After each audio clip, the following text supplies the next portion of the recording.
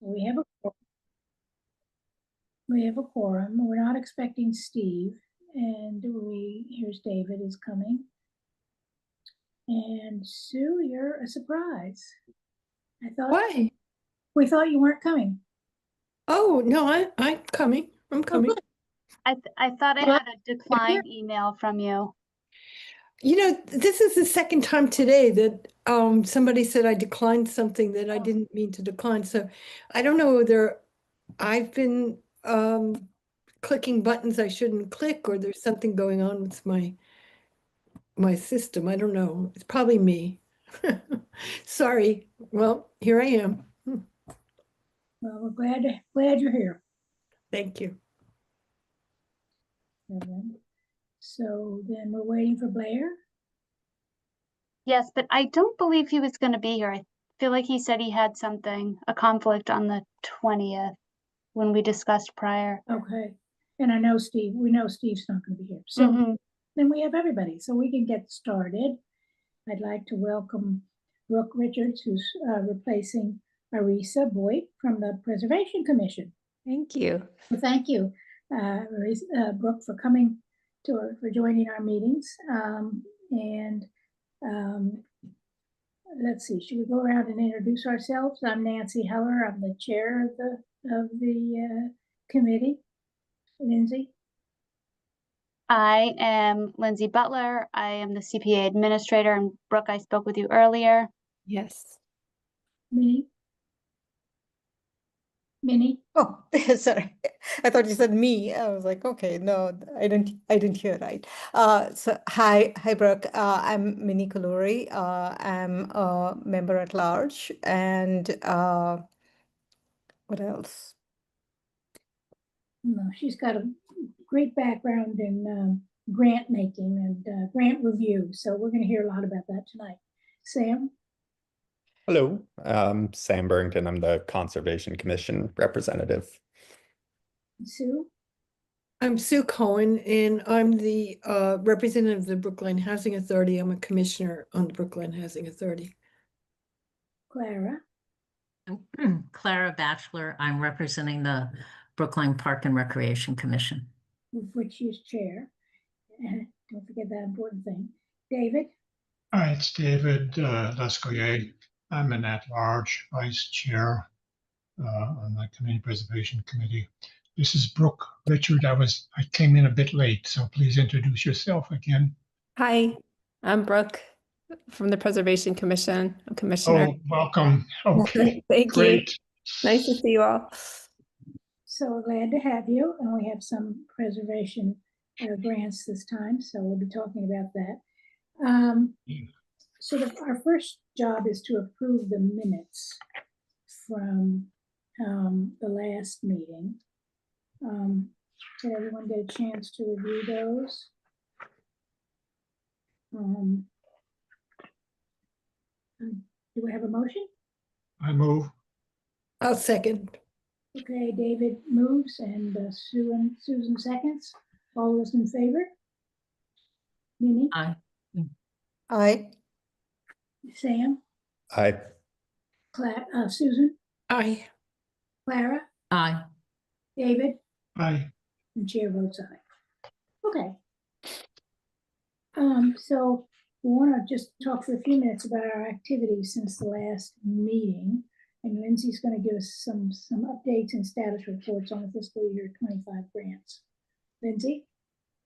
So for FY25, I had reported previously that All Saints had completed their spending. Their project is not complete, but their spending is complete as far as CPA. I did receive an email from BCDC that they're still working on their projects, but they've had some other emergency issues that they've had to deal with interim. So they've kind of put this project off to the side while they can do that. They have been expending funds, though, in the rental assistance. And I believe they have a good chunk of that spent, and they certainly have a demand for individuals spending those funds. And they've also been completing some classes to members on, finances and as far as rental assistance and what they should be looking for in landlords and whatnot. The town departments are starting to get going on their projects. To jump into FY26, I'll tell you the town departments are much better this time around. They've already started. I've received RFPs on Lars Anderson for both projects. So that was FY25. We had the Lars Anderson Historical Cultural Report. I just received the RFP for that. And I've also received the RFP for the Lars Anderson skating rink. So they're certainly more proactive. The tree inventory in FY25 was completed. FY26, she's already begun that. Amory Woods has already begun. So the town departments have been exceptionally better, more responsive, and they're getting their projects done. For FY27, we just closed our grant round on the 18th. I have 10 applications. I don't know how much you want to get into that, Nancy. Did you want me to share my spreadsheet or just You could kind of why don't you just at this point share give a synopsis? share the total? Sure. So we have a total ask of 6.3 million, a little over 6.3 million. Our largest category of ask was community housing with 3.7 million and change. Historic preservation had 1.9 million and change, and open space and recreation was 631,000. So we had approximately about 4.5 revenue to spend, and we did have $1 million that the committee had stated before that they wanted to set that aside. So that's we definitely have a larger ask than we do funds. And Nancy, I see Clara has her hand up. Okay. Clara? Oh, I just, when you get to, I don't know at what order you were going to discuss, but I have some updates on the public health park. Oh, awesome. Yes. Okay, why don't you give that to us now, if you would. So I talked to Excuse me a minute, Clara. This is a project mostly for Brooks' benefit from fiscal year 25. So we've been anxiously awaiting news. Okay. Go ahead, Clara. Okay, so it's a public health proposal as I understand it, but they do not have the manpower or the know-how to implement this or follow through on it. So they've gone to the Park and Open Space Division under DPW. And Park and Open Space, they have a landscape department and they started doing preliminary designs. And so I talked to Mile, who's now the director of Park and Open Space. And I said, the funds have to be spent within 2 years because it was like they were almost starting over. They had extended the project to more of the grounds around the building. And I said, their funding was based on a couple of cost estimates on the design. And so it seemed like they were going backwards a little bit. And so I said I would tell her when the money has to be spent, which includes the construction, as I understand it. So Lindsay, when does the money for their project need to be expended? So it would be 2 years. So to 24 to 26 is when they need to expend it. So is it the fall? I mean, this matters on, it should be June, the end of June. They should do it by July. All funds should have been completed before July 1 of, next year. But that's a different fiscal year.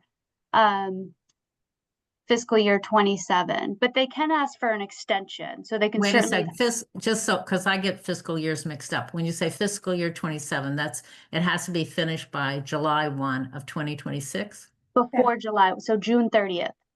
June 30th of 2026. Yes. But I think you have to remember that we recognize that things happen.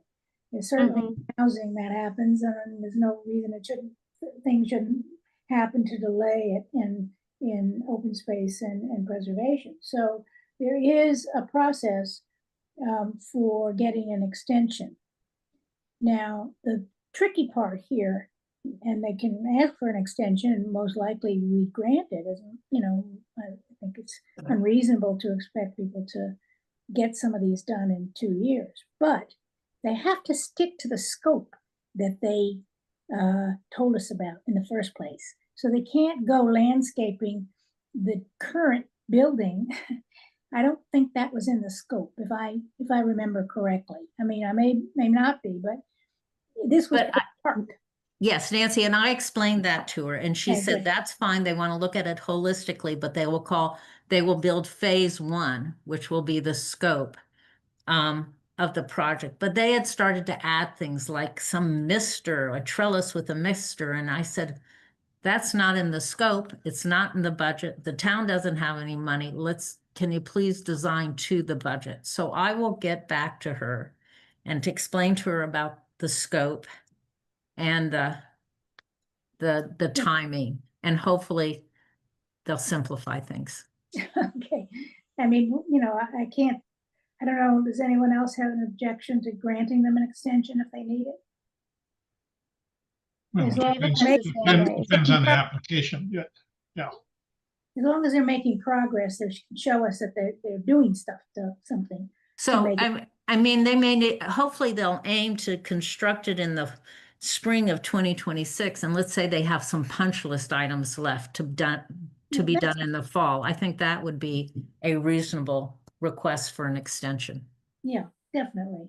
So, Lindsay, what is the standard clause in our agreements on extensions and kind of what we call no cost extensions, and because very often grant agreements do have like, you know, a 12-month kind of extension period. Is that what we have in our agreements? There's no period. It just says that they need to make the request 30 days before the end of the grant period. Oh, okay.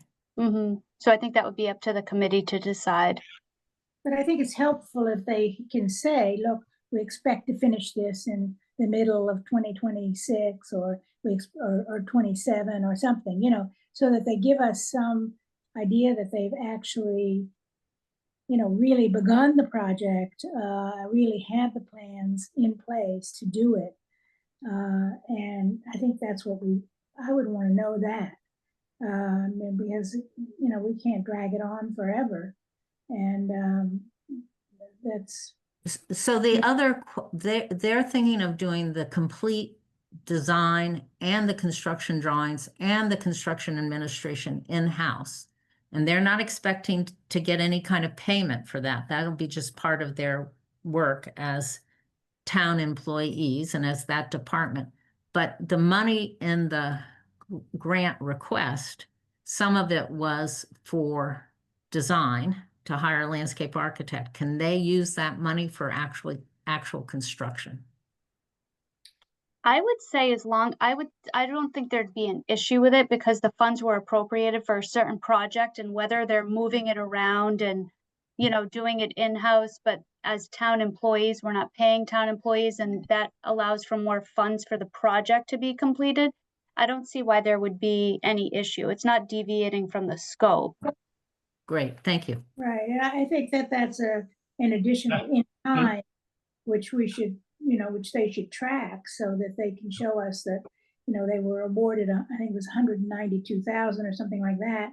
And they're gonna get, you know, in kind, they're gonna get 192,000. That's terrific, you know. It's a. But those questions are up to Lindsay to work out with the project, right? Yes. Yes. Okay, when we're done with that, I You also wanted- have you had a your hand up? question. I have a question on something else than what Lindsay was presenting. Okay, go ahead. You mentioned BCDC has deferred some of their work. Is that on both Boylston and Beacon, or only on Boylston?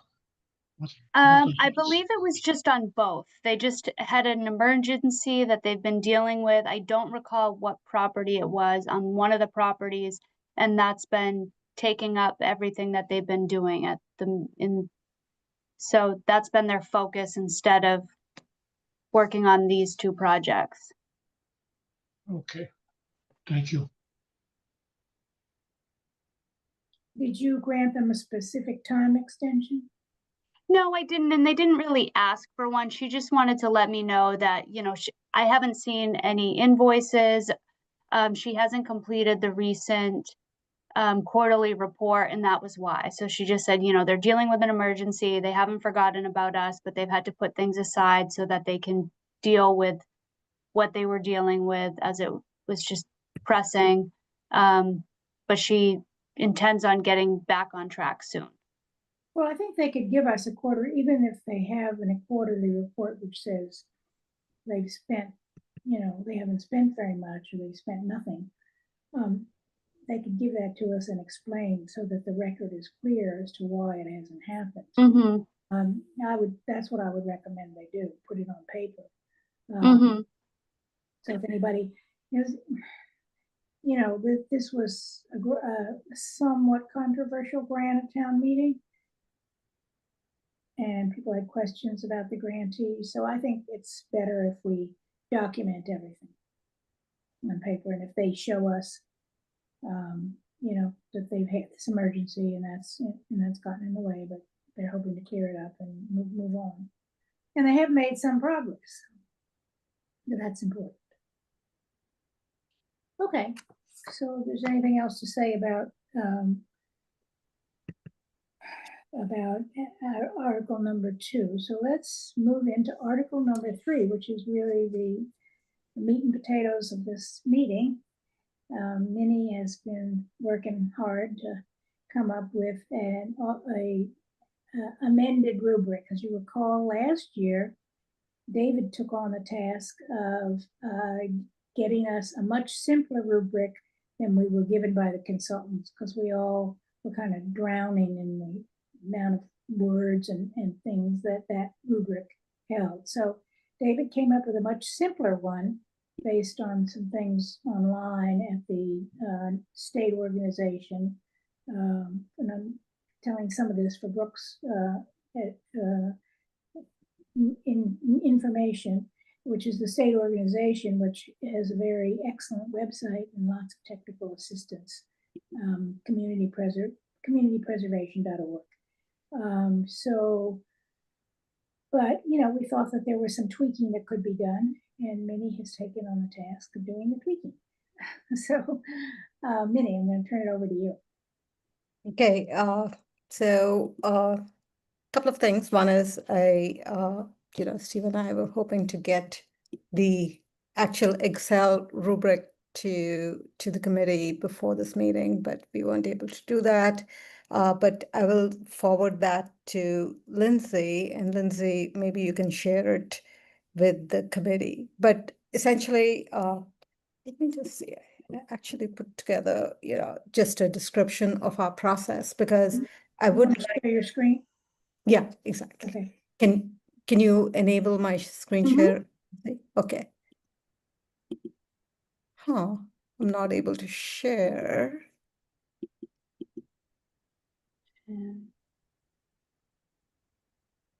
Hold on one moment. Okay. Sorry. Let me see.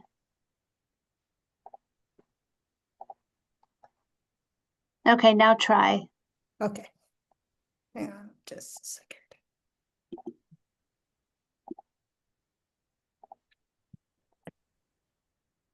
Yep.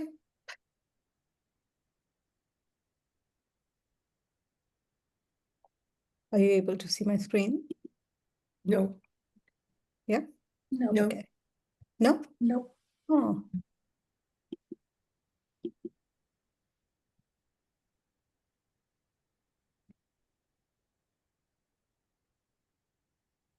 I think this should work now. Yeah, now we can. Mm-hmm. Okay. All right. Just to kind of refresh all our collective memories. So last year we used a combination of the scoring rubric, which was what I would call David's rubric, and overlaid obviously our qualitative assessment to essentially make funding decisions. And when I say qualitative assessments, it's basically everything that we captured in our committee discussions, things that, the information that we received kind of outside of the specific criteria that we had laid out in the rubric. And what we realized was that, the approach was, of course, very fundamentally sound, but when we looked at the scores, they tended to cluster together, and there wasn't a whole lot of differentiation between, if you looked at the total scores, most of them were kind of, scored the same way, which I think was fine in an environment where, we did have the funds to be able to grant most of whatever it is that, most of the applications that we wanted to fund. But going forward, we are likely to have kind of additional kind of pressure in terms of, we won't have as much funds as we had in the beginning. So, how do we use this rubric really as a solid way of kind of rank ordering and scoring and, helping us make a decision? We'll always use up qualitative kind of criteria, but quantitative, the idea is to make the quantitative piece as kind of differentiated as possible. And as we went through the process of actually just looking at, just the scores and how all of us had scored the applications the last time around, a couple of things we noticed. One was that, there was, I think, a difference in the interpretation of some of the questions. So I think all of us looked at some questions mostly in the same way, but some kind of used their own, interpretation only because, the guidance was just a general guidance.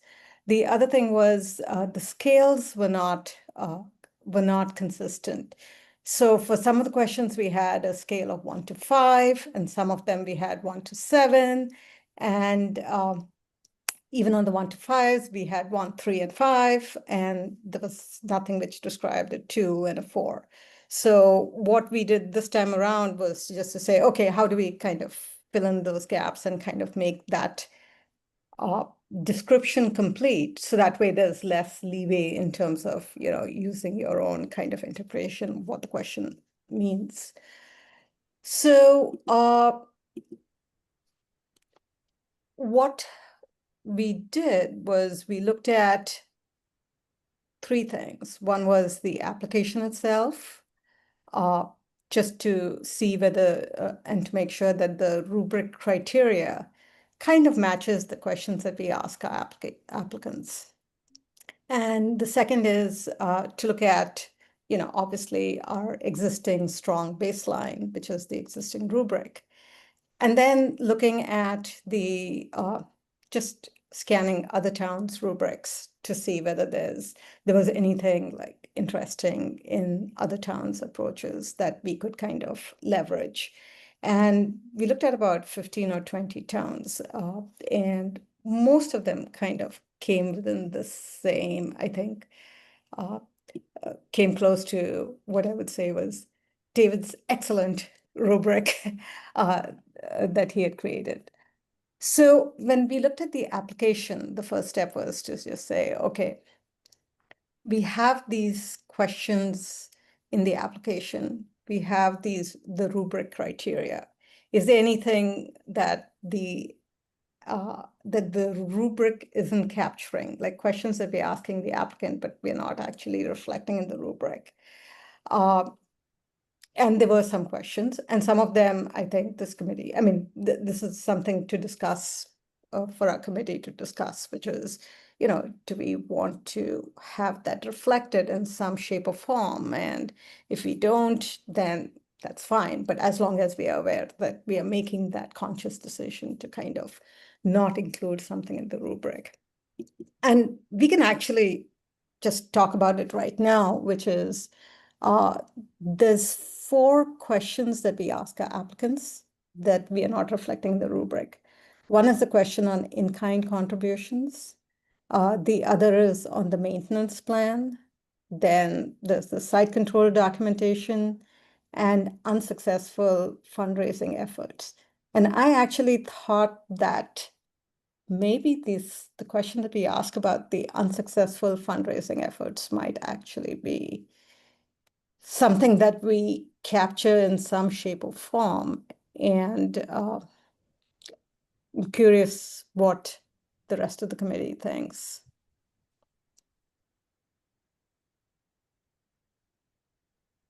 Did you want us to comment on that now? Yeah, I mean, or we can just hold off on that. Susan.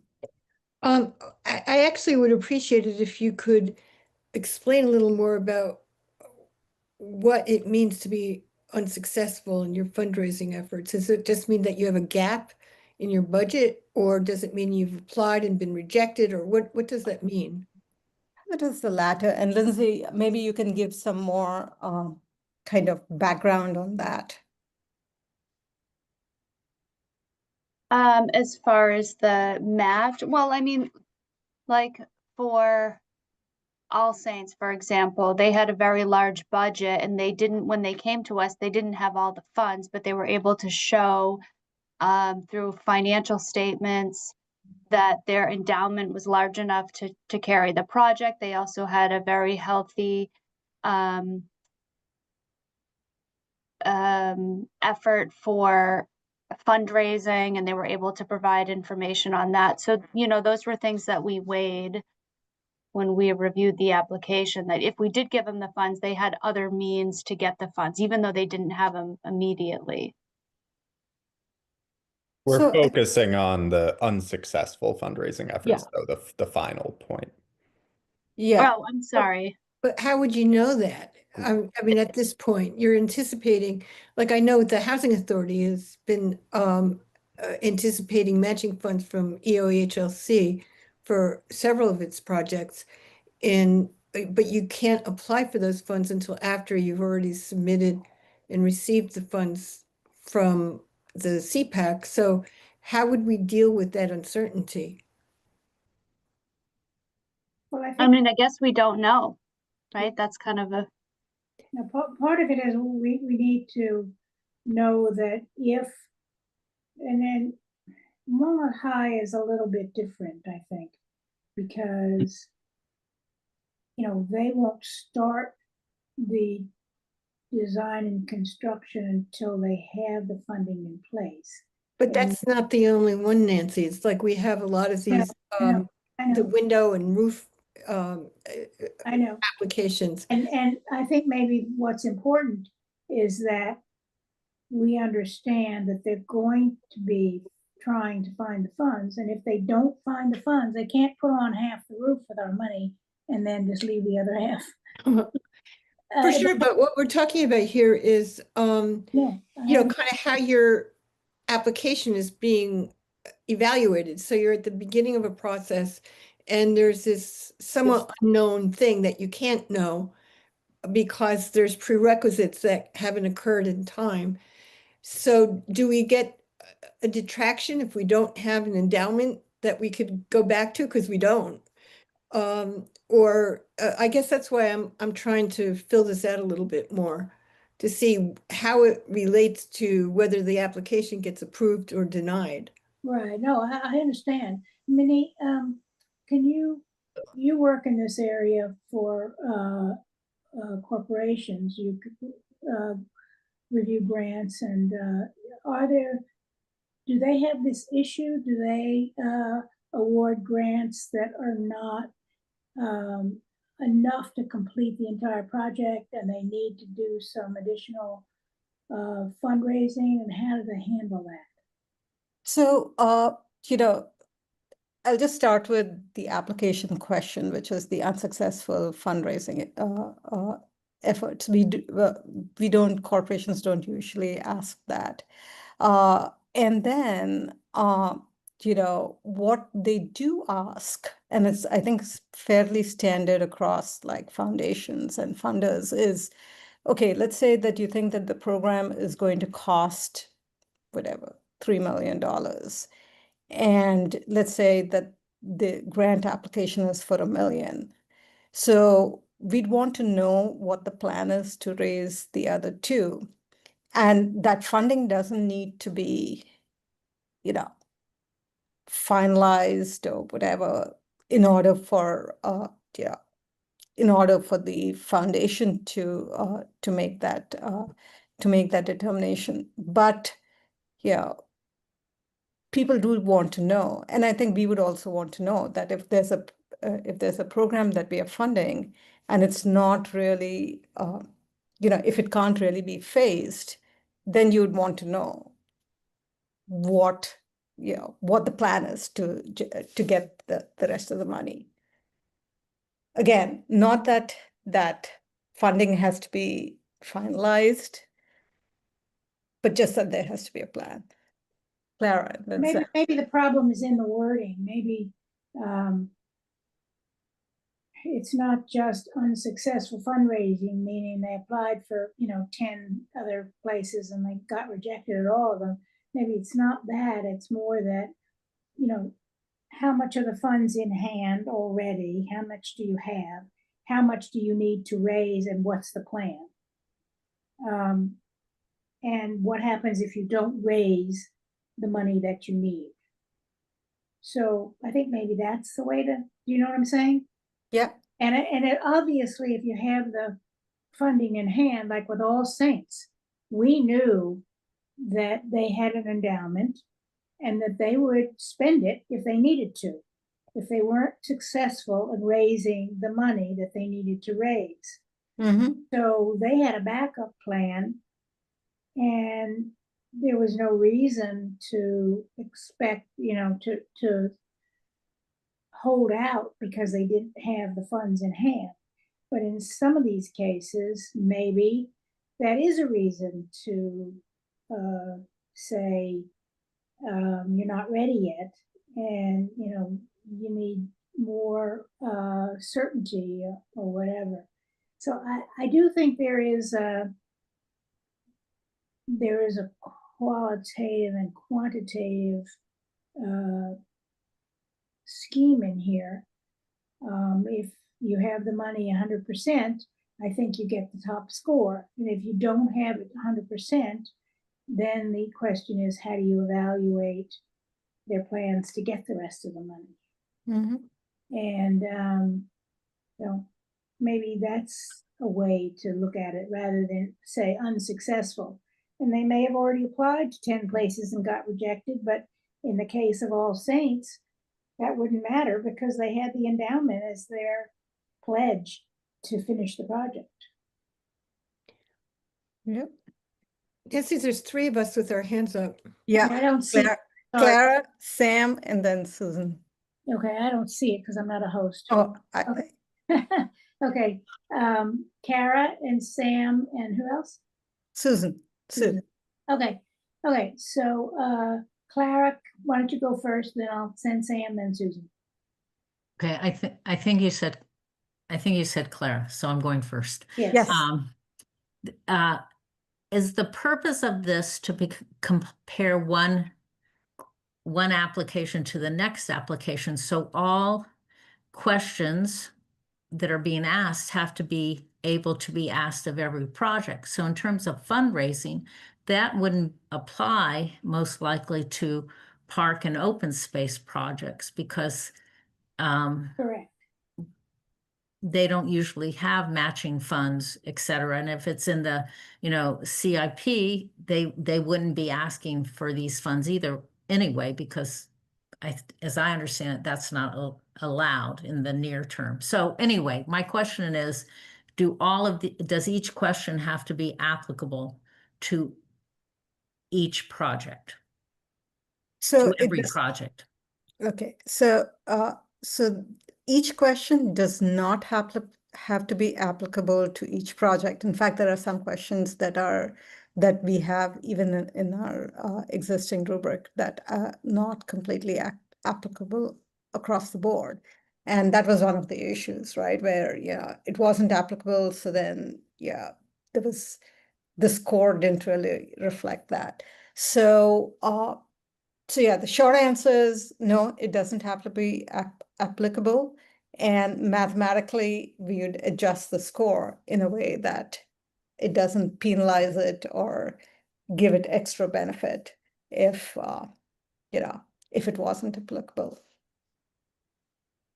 I think we'll run into trouble adjusting scores, but that's just, Well, you could say, yeah, you could make it, some quantitative, I don't exactly know how you do it, but for NA, not applicable, you know. Yeah, and we have that, and we'll actually, you'll see that in some as we go further down the road. But Or maybe you could just, for each applicant, you could take out the non-applicable questions and add up the top score for every one. And then, you know, if somebody got a 10 plus a 7 and a 5 and a 3, it would be a percentage of their total score. And that's what would, do you understand what I'm saying? Am I expressing myself clearly? I think I'm seeing the direction that you're headed in. Does But I that don't make feel it it- fair? In other words, you get a Yeah. percentage of the questions that you can answer. Yeah. I guess I'll just say I see it as problematic, And maybe that's part of the discussion, right? Which is that maybe we shouldn't include something like this in there if we think it's going to be applicable only to like one or two applicants. And then, you know, if the vast majority is not, it's not going to be relevant to the vast majority, then we say, you know what, then that's part of our qualitative kind of review of the application versus putting it into the rubric. yes. Thank Well, you. I can see. Sam, and then Sam, Sue. Yeah, I think a lot of this has been expressed, but it's very case dependent because, as Sue mentioned, in some cases, you know, other funding sources that you might obtain might be dependent on having this sort of funding and contribution in place in the first place. But, you know, for Clara's example, where, you know, the request might be for 100% of the funding, it could be viewed as a positive to have been denied for, say, federal or state funding, that leaves CPA as sort of the only means of, you know, acquiring the money to do a given project, that might still be quite valuable. Whereas, you know, if you're not restricted by sort of some upfront contribution of this sort to apply for grants, but you've still been denied for those grants, then it, you know, leaves you in a very uncertain position to actually have all the funding in place to do the project. So I think it would need to be broken up or just excluded entirely because it's so specific to the different sort of project scenarios we have. So maybe it's best to exclude it. Okay. And well, I don't know. No, good point. I mean, Clara and Sam, I mean, so I think everyone's kind of leaning towards that, but maybe Sue's going to say something different. Well, Sam, are you done? Oh, I guess, you know, just to the point about having categories that are applicable or non-applicable for certain projects, even if you do what Anansi was suggesting, and then, you know, just restrict the total score to the subset of categories for which a certain project is, you know, that are applicable for a given project. If you do that too many times over, then you change the weights you're kind of assigning to different categories for each project, depending on you know, it might not be applicable in like 3 different cases for one project that could make up a significant percentage of a total score versus another project that might, you know, have all of those categories factored in. So it does like bias the result a little bit too. You know, Yeah, different and you know, categories. Yeah.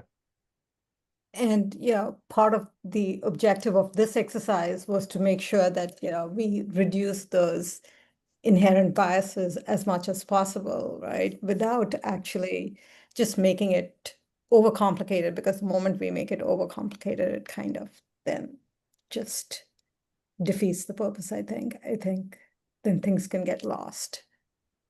Yeah. I mean, that's my opinion, but you know. Well, agree. what I Really- think has been kind of interesting, just listening to what people had to say, is how the same factor can have both a very positive or a very negative impact on the viability of the application. So Sam just gave this, like, I think really good example where not having matching funds means you're more dependent on CPA, and that's a good reason to fund it.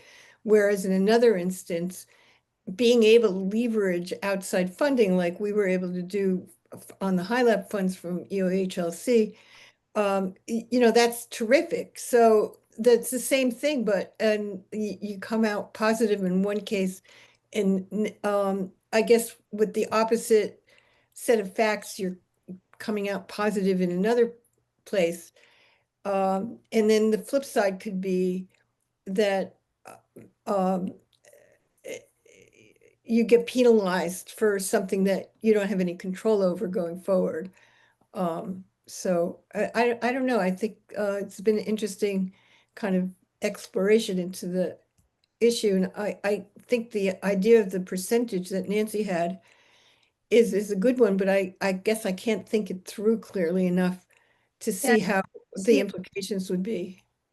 Yeah, but I'm thinking actually that we will need something because in this arena, because when we took on the BCDC, Brookline Community Development Corporation housing projects, you know, there was pushback at town meeting, and they had gone to the town for funding on rental assistance anyway, and been denied. And CDBG money was, I don't know if that had been approved before we did it or after. I don't remember that. But we had some pushback at town meeting about their funding, and were they going to able to get it, et cetera. And we did, in some ways, take a chance on them. And one of the advantages, of course, we have in all this is that they don't get the money until, as we all know, I'm explaining this for Brooke too, they don't get the money until they actually spend and give us an invoice for what they've spent, and they get reimbursed. So our funds are protected in that way. But I do think that in some projects, it is important that we know that there are other funds coming to the fore, and or will be. And obviously, All Saints is a perfect example of, you know, where if we don't get the money from a fundraising effort, we pledge our endowment. So you can't lose. And Temple Ohava Shalom, I believe, did the same thing. Did they not, Lindsay? Lindsay? All right. And no, I don't believe so. Or they had already started and raised much more money, I think, Yes. than United Parish had, than All Saints had done. Yes. But they still had, yeah, they still had some to raise, but Yeah. not quite as much. So the one thing I just want to kind of highlight is that this question over here is about the unsuccessful fundraising efforts. In our rubric, existing rubric, we do have, like, one of the questions is around, just a moment, I'm just going to see, I think it's question 6, which is the financial leverage and matching funds. So we do capture the other side of it already. So I guess I mean, everything that was said, I think makes a lot of sense. And yeah, it's something to keep at the back of our minds as we kind of go through the different criteria again. But if we are looking at just specifically this page and this specific question on unsuccessful fundraising efforts, yeah, it feels like maybe it shouldn't be in there in our rubric. It's not in there right now, and it probably should not be in there because we are capturing the funding piece via another question. And maybe this might actually just create more complications than it actually solves. So you're saying leave what we've got, or, Yeah, change. leave this one. Yeah, leave this. I mean, just specifically these questions that are not reflected in the rubric. I think we should just leave them as is in the application, but not just because it gives us a little more insight into the project itself, but not necessarily make it an explicit criteria. Well, are you talking about things like the maintenance plan? Because we didn't really consider that in our first two rounds very much. But I will say we did get some pushback from advisory committee about that. And I think they have a point that, it's important to know that, you're not going to spend all this money and then just let it go to rack and ruin because they don't maintain it. So I think there should be something about, asking that question, and I don't think we did that this round. But maybe we should for the future incorporate that and begin to ask them even during the grant review process, do they have a plan for maintenance, which they'd be willing to share with us? Because I think they need to start thinking about it. And if we ask, then they will, even though it wasn't in the application. And, I'm not saying we should penalize them if they don't have one, but I want them to start thinking about that as an issue. And I would like to be able to say to advisory committee, we have queried the applicants on that issue, and this is the information we've gotten, blah blah, etc. I'm not sure what you mean by site control documentation. I think that's question 11. Yeah, I don't have that application in front of me. Hang on just a second. Let me see if I can. Full application. Okay, site control documentation. Site control.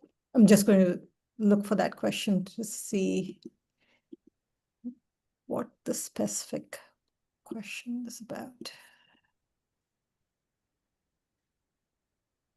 Lindsay, do you remember off the top of your head why we asked them that? For like the maintenance plan, I feel like that came from the initial application, which we had recently changed the application. The initial one was very extensive and it had a lot of questions. And I think a lot of some of the criteria that we were used came from that first application. So the site control documentation. Mm-hmm. The site documentation. Okay, so I have the specific question in front of me, which is attached documentation. Okay, attached documentation that you have control over the site, such as the purchase, the sale Ownership. agreement, Yeah. ownership. Yeah, Okay, okay. that's reasonable. We Yeah. have to do that.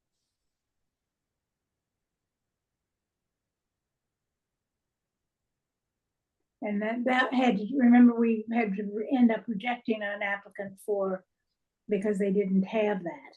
And that was the Friends of Lars Anderson, when they wanted to do that, take over the site at Lars Anderson that houses, that's specifically for the trucks and other equipment. And they wanted to sort of boot that out and do something else there, but they had no plan for where it was going to go, where the trucks and the equipment yard was going to be. So, and they had no control over the property. That was just their idea. So we had to say no. You know, we couldn't fund that for that reason. So it's an important question. Yeah. So, and as we go through, as we come to the specific actually criteria, maybe there's a way of, you know, combining some of these just into one, because I just think that for this committee, I mean, when we are actually sitting and scoring all the applications, I mean, if you have 14, 15 questions versus having 8 or 9, I mean, it's a material difference, right? Because, you know, at some point then you just kind of say, okay, yeah, it's good, 4. I'm not going to give it a 5, but I'm going to give it a 4. And yeah, so there's that fatigue thing also that we have to kind Yeah. Yeah. of guard Maybe against. to the conversation about all the alternative, you know, grant funding, whether needed or not needed, contingent or not, I feel like maybe we can sort of wrap that into existing categories. I mean, you could think of, you know, the need for CPA in the absence of other sort of grant alternatives as like a component of, you know, application urgency, which is part of the third point, and not only meaning like time frame, but just, you know, the need for CPA funds in the first place. And we already have sort of multiple funding sources, so we could wrap into that, you know, Yeah. there being funds, like in the case of Ojibwe Shalom, you know, funds to sort of backstop any gaps in, you know, grant alternatives through the process. So maybe if we like add a bit of context, or, you know, a sort of summary of Yeah. how we should judge these questions, we can just sort of factor those pieces in and keep things sort of simple. Yeah, totally, 100% agree. And actually, that's a really important point, Sam, because, you know, part of this exercise also just making it really clear as to what the contours or the nuances of the question actually are. Like, you know, if you just have, you know, just giving the committee some direction, saying that, look at this, like consider this 1, 2, 3, 4, and it can all be under the broad category. But yeah, if it's clear that these are the 4 things that we need to kind of, you know, consider when we are scoring, when we're giving that particular score, I think that'll be useful. Okay. So, okay, so I think on this, we have said that we want to incorporate the elements of the maintenance, then the site ownership, documentation, then even some piece of this fundraising. Well, I do think when we talk about the in-kind contributions, I think my memory is that the last rubric, David's rubric, kind of folded that into the whole, what outside resources are you bringing to this project? And I mean, I remember that Brookline Arts Center, and I can think, I like to think about it in terms of a specific project. You know, I think the Brookline Arts Center was a good example of the in-kind contribution, because they had the person who was on their board, who was honchoing this project, was a person an architect who'd done a lot of, you know, was donating her time in essence. And that was important to know, because it's important to understand that the project's going to be more successful if you have that kind of piece. So I do think we need that as well. I mean, I'm not, you know, I don't know that we need to ask every applicant, did you apply to 15 places and get rejected 15 times? But what's your plan if you don't have the money, what's your plan? Yeah, and I'm just going to hugely jump, but just to show you where the question is captured, which is, we do have this question on, the matching funds, right? Financial leverage match, which is no other source, limited additional sum leverage, excellent. And then, yeah, that's kind of, This doesn't take into account, does it? I'm reading it quickly here. Does it take into account those applicants who are working, have aspirations to do a capital campaign, but they've started, but they only have 15% of what they want? And, how do we score that? I With- think that is captured over here, right? So That's if you number look at 3. yeah, which is some leverage or strong, depending on where they are on the scale. So Okay. if they're that 15%, we say, yeah, it's, it could be either a fair or a good. So let me just flip quickly back and Nancy, tell me when you need me to just cut this short because we could just. No, the meeting is basically yours. We're gonna just, we have a couple of other little smaller things to discuss, but I'd like to get this done because Yeah. we need it soon. Yeah. So so we talked about the application and the overlap and there's mostly an overlap, so that's good. Then the other thing was just looking at standardizing the scoring framework so that everything is at a 1 to 5 scale. That way, just because we're giving everything numeric scores, if something is at a 7, and if that 7 isn't really applicable to to one of the applicants, then, they're penalized because Right. you don't have any. So anyway, just rationalize it all from a 1 to 5. And you could say, oh, maybe a 1 to 10 is better, but I think 1 to 5 is. We can start out with a simpler one this year and move to a And more then, yeah. if we yeah. Depending on,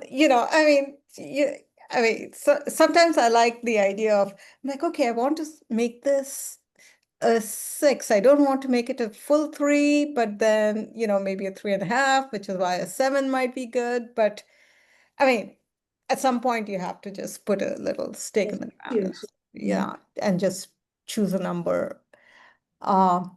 So we have a 1 to 5, and then, now on these pages, I have the original 9 criteria in the rubric, in David's rubric. And then I added 4 more based on what I saw in other towns, where it felt like there wasn't, it wasn't really covered in what we have over here. So the relevance to CPA priorities, 1, 2, 3, 4, 5. And we can either take a moment to look at these and kind of discuss it, or you can look at it at leisure, whatever. Nancy, you tell me what you. Well, obviously this is an important question in the rubric, because last year we did say to one applicant, you didn't meet our priorities, and so therefore we're not funding it, basically, is what happened. That was the the toilet on the golf course. So I do think it's important, because we want to know that they are forwarding our I'm okay with this. How do other people feel? I can't see your hands, so Minnie, could you call on people? Yeah, I don't see any hands, but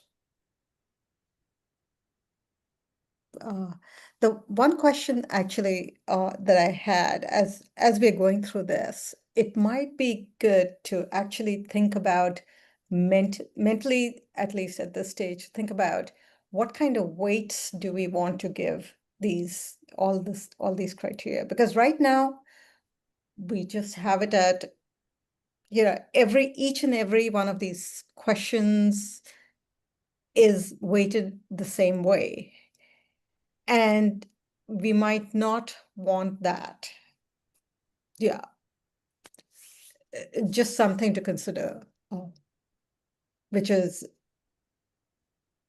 I think So- it was easier for us to make that decision once we see the whole thing. okay. Uh, So, Yeah, and I guess maybe that will be answered when we see the whole thing, but I was gonna ask whether somewhere when we're rating things, we have the list of what our CPA priorities are in front of us, so that we are sure that we're recalling them correctly. and maybe, Lindsay, I mean, just a suggestion, but maybe, on when you send the scoring sheet over, maybe one of the tabs in the Excel can be the, just the CPA priorities, like just background information, just in that Mhm. one document. Everything that we could possibly need in order to kind of, Yeah, that's true. Last year when we were doing this, I was looking through the plan to find the priorities to make sure that, if it was a recreation project, did it seem to meet those criteria, or an open space project, or, whatever. So if we had them at our fingertips, maybe we need to make a little booklet for ourselves of, sort of condensing the plan down to here are the priorities listed in each category, so that we aren't, spending, because it was a lot of time. And I think that was some frustrating for a number of members on the committee, is that people were, they had the plan, but it wasn't easy to find them. You had to look through a lot of different pages, and so it might be better if we condense some stuff. So we could talk about that, but let's move on now. Again, I think we need to, that's an idea for soon, but Nancy, Brooke has her hand raised. okay, Brooke. oops. Sorry, yeah, that's what I was going to ask about, if there's a document that could better explain, at least to me, more about the priorities, and are the priorities stated in different ways? Yeah, I would suggest that Lindsay send you the link. The plan is online. And you can also go into brooklinema.gov, and on the search bar, put in CPA, and you'll get our folder, which has a huge amount of stuff in it. I think that Lindsay could help you out by just sending you the link to the plan. Yep, she mentioned she would. It took us a year to come up with that plan, so it's got a lot of pages. And then you could see what we're talking, I think, better about what we're talking about. Great.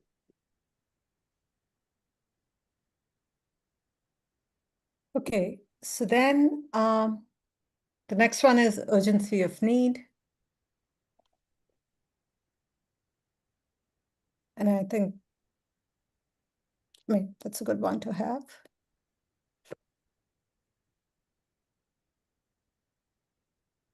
Any questions on that, comments on that? If not, I'll just move on to the next one.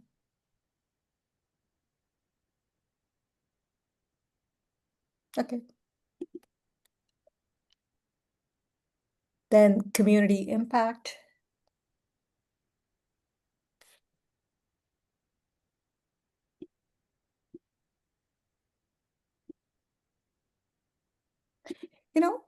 As I was looking at this, the one thing that occurred to me was, you have the community impact, and that's,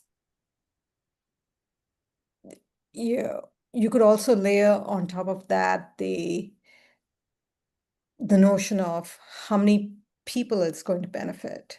I mean, because I think and they're not exactly the same, right? Which is, you just, there's the qualitative aspect, and then there's the how many people. The problem with that is you don't really know a specific number because, how many, I suppose in a housing project, you could look up the number of people or somehow get the number of people who are below a certain income level, and this would qualify for them. But there's a larger issue here, which is, do we want to have a community that has housing available for people who are below this certain income level? And isn't that a benefit and a value of our community? So I think, you know what I'm saying? I think. Yeah, no, which is why I was asking the question, which is, there's the impact and the value and all of that. And then there's the other smaller piece, which is how many people.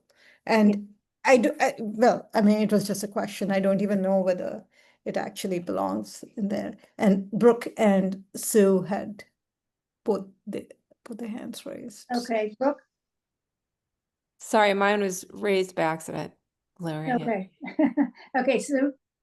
I guess this is just raising questions of like, how do you even measure community impact? Because it kind of seems that every applicant is going to feel that their project is like so important to the community and is of great benefit. And so how do we decide if we agree with that assessment or not? And I guess in a way it kind of overlaps with our priorities in our plan in terms of what we see as important. And I guess it's like not clear to me what we mean when we say community impact. I mean, part of it is numbers, but part of it is, like if we, let's say, had an environmental thing where potentially saving the community from being, poisoned by some terrible event or something. Obviously, that's a huge impact, but how do you define all this? It's really my question. Yeah, I agree. It's a very subjective and tough question. On the other hand, it's good to know that it's going to be. I think in some ways we interpreted this as, especially in terms of parks and recreation. It's open basically to the entire community. Whereas, for instance, the golf toilet, it was limited in terms of the number of days that the public could access it. So now housing is obviously another thing because you're not, most of the people in this community are not going to go and live in that housing. But it is, I don't know how you answer that question. I remember interpreting it as, when I did the rubric, as, especially when it was a project that was supposed to be for everybody. And it was only for everybody one morning a week. To me, that wasn't the same as being open to, a park that's open to everybody 100% of the time. Yeah, see, and I think that was one of those ideas that I was trying to capture. Clara? So my question is, do we have to rate these so we can say to the public, oh, we had to rate these to justify rejecting some and not the others? Because isn't really we go through each application and say, it sounds, it's so opinion. I mean, even when we rate them, it's just our opinion. So are we going through this to give numbers so to protect ourselves? Because it's almost better just to have a discussion and then come down to the ones that people are less enthusiastic about, or comes down to ones when we don't have enough money to fund everything. I just feel when we, giving numbers to things is just a way to justify our decisions that are basically more based on sort of personal reactions, to tell you the truth. So, I mean, presumably we are all making or scoring this based on looking at the applications and looking at all the numbers and, this entire kind of details behind each application, right? And I feel like from a transparency perspective, it's having the numbers is better than not having the numbers, because then otherwise it's like, okay, on the margin, having the numbers and, essentially what we are doing is it's not just one person scoring, right? It's the entire group. And then you're normalizing or averaging the numbers out when you're taking the groups kind of. And Nancy, let Or- me talk about numbers for a minute here and these scores. Okay, yeah. At one point I did get an exposure to non-parametric statistics. That's numbers that are not actual intervals, where the distance between a 2 and a 3 is the same as the distance between a 3 and a 4. So you have numbers that are intervals. You have numbers that are ordinal. That is, the order is a 3 is more than a 2, but maybe and a 2 is more than a 1, but the difference between them is not the same. And then you have nominal, where you're just assigning different items to different groups.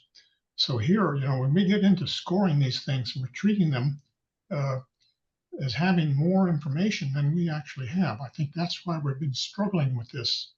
And so I think we need to get away from numbers and scores and use this as actually a rubric rather than a score sheet, because it's not a score sheet. It isn't a multiple choice kind of thing.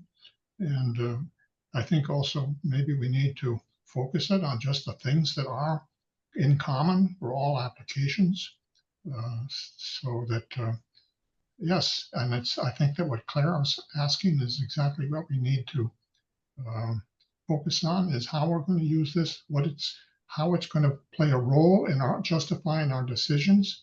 But it also has to be clear that it's just a tool. And in the end, it's the discussion, it's the judgment, it's the talking to the applicants, it's looking at their track record, looking at their chances of succeeding. And I'm not sure you can put that as scores on a sheet. And that's my soapbox. Thank you. David, can I just thank you for that? Because maybe these are just yes and no questions, because we turned one away. We turned the bathroom for the clubhouse, the golf course down, because it didn't have community impact. So could this just be simple yes or no for these questions? A lot of them really, that's all we know is yes or no. I would be more comfortable with yes and no for many things than a 1 to 5. Yes, thank you, Clara. Thank Well, you. maybe again, we need to see the entire thing, because there may be gradations of some of them and some of them not. But I find it difficult to, most of them, I don't know. I feel we need to look at the thing as a whole. And I don't think we need to, I think the scoring sheet, if that's what you want to call it, is necessarily bad. I think it helps you think about whether the project does meet the criteria, does meet the priorities that we set. And I think, once we did that for the bathroom, for instance, we could see that it really, most committee members, didn't feel like it made much of an impact. And therefore, you know, and the fact that it wasn't among the priorities was also a biggie, really, for that particular project. So, Nancy, Brooke it has her might, hand up. I'm not saying I'm not saying it's perfect, or, you know, but I think it does have some value in terms of helping you think about the projects. Sue and then Brooke. Oh, I think Brooke's had her hand up longer than me, but I'm Okay, gonna- Brooke. Yeah. Um, go ahead, Brooke. I was just wondering for questions like this, if it would actually be easier and if you did want to remain kind of, if you wanted to score it numerically, if it would make more sense to narrow it like 1 to 3. It feels, it's such a broad, vague kind of question, but it feels possible to answer it if you were to just think poor, like, or it has moderate, you know, or it has an excellent impact. It's the nuanced, you know, numbers in between that feel it's too hard to assign that kind of nuance to this very broad question. And I know that you were trying to stay consistent with the scaling for each project, 1 to 5, but I was sort of wondering, like, does that really have to be the case if it makes sense to maintain the numeric? I mean, I agree. It's you know, not could keeping the, be totally a 1 to 3, right? I mean, or it could be a 1 and 2, like a yes and no also, as long as it's just consistent across the board, right? yeah, but that's, if we're not looking at each one being consistent and don't being incorporated into a score, then yes, it makes sense to look at each topic and see, you know, what's useful. Poor, moderate, excellent, yes, no. All of those things are appropriate. I'm uncomfortable having to work with a 5-step scale when it's not really 5 steps. So I think that's I'm a totally open to the 3. Yeah, I think a 3 could work just as well, better.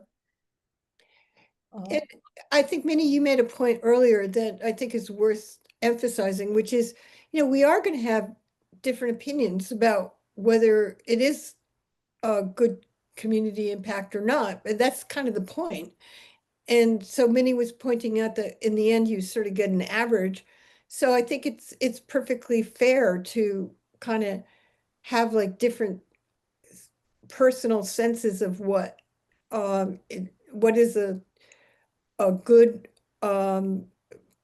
community impact or not, and then see where we come out. Well, maybe a score and then a comment, a sentence.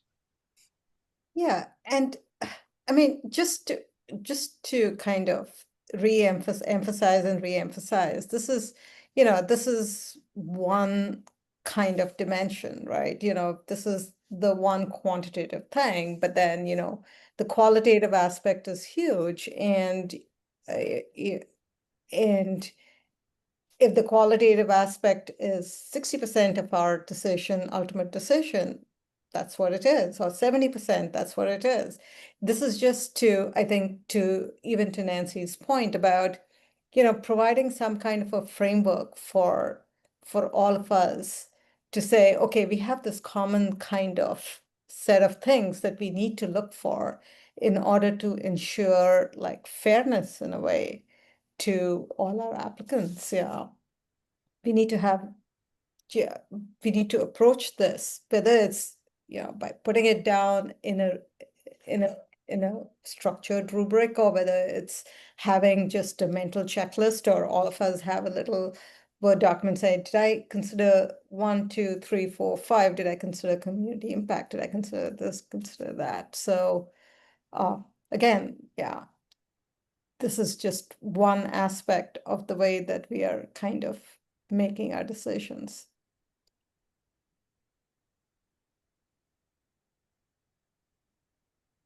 Okay, well, maybe what we could do, the question is, do we want to reduce this to a 1 to 3, meaning poor, fair, moderate, and good or excellent? I mean, do we, basically those are the 3 as I understand it.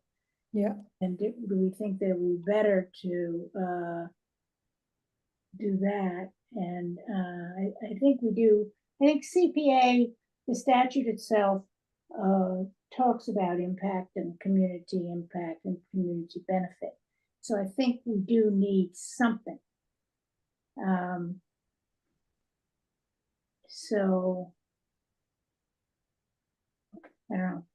I would like to see a No, draft, and this, draft that I can actually look at, so the whole thing. I mean, we're getting up to the point where we're gonna start working on applications.